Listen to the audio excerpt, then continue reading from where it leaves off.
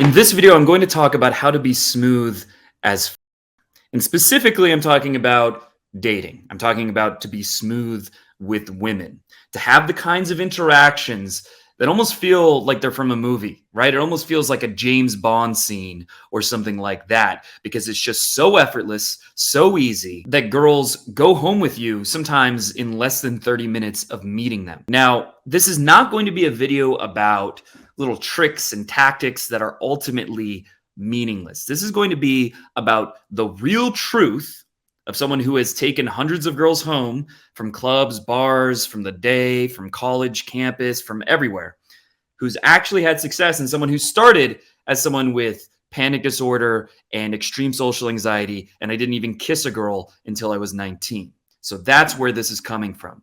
Now, the key, what it's really all about, is getting over your self-consciousness, is shutting off the inner Woody Allen, shutting off the voice in your head that says, oh, I'm not good enough. I'm not tall enough. She might reject me. She might not like me. Do I say this? Do I say that? That little voice that is neurotic, that is basically beating you down. You have to get rid of that voice. Then once you've done that, then we can go into a more advanced video about specific tactics, but the tactics don't matter until you have the foundation of not caring about what people think of you, until you reach something called the indifference threshold. That is the first key. So how do you do this? It comes down to one thing that most guys don't want to do, that is very easy to avoid, to rationalize, to make excuses, but is the one thing that every guy I know who is extremely smooth does.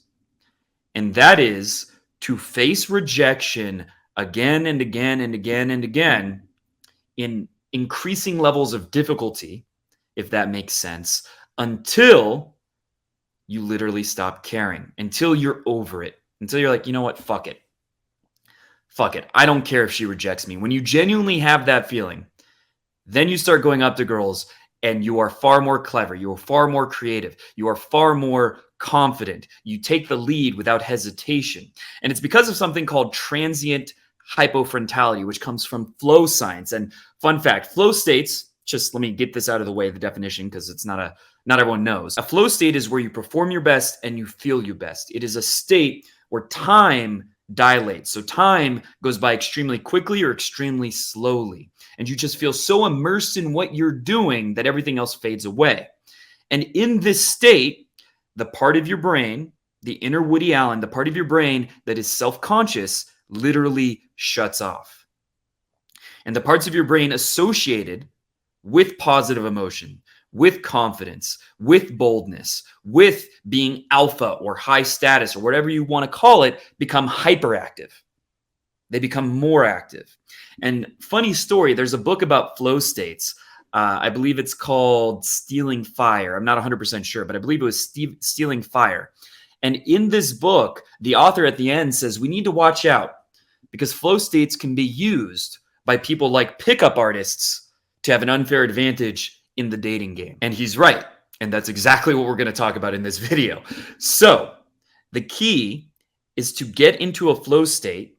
And the only way to do this is to do things that are 10% out of your skill level, 10% out of your comfort zone, things that make you feel that feeling in the pit of your stomach, but you can still do it, where you feel resistance, but not so much resistance that it's overwhelming. That is the art to this. So if you're someone with social anxiety, this might be just going out, let's say to a park, to a mall, to a bar, whatever, and literally just like saying good afternoon or complimenting someone's shirt, just saying, I like your outfit, I like your style, I like your shoes, just complimenting people.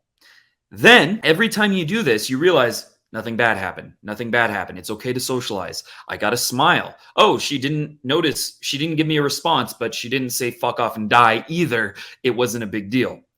And what this does is it slowly inches you to getting to the point where the insecure part of your brain literally shuts off.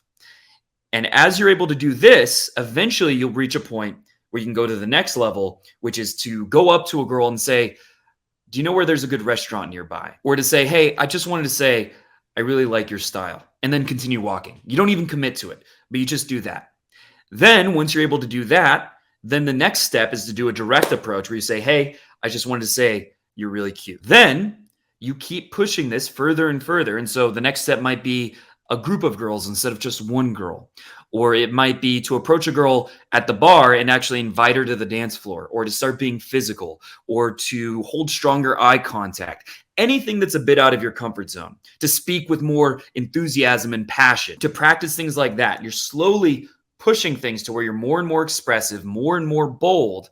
And eventually, if you keep doing that, you will reach the indifference threshold. You will reach a flow state where you are smooth as fuck. Now, in order to get there, you need to get over your ego of looking for the perfect approach, looking for the perfect opportunity.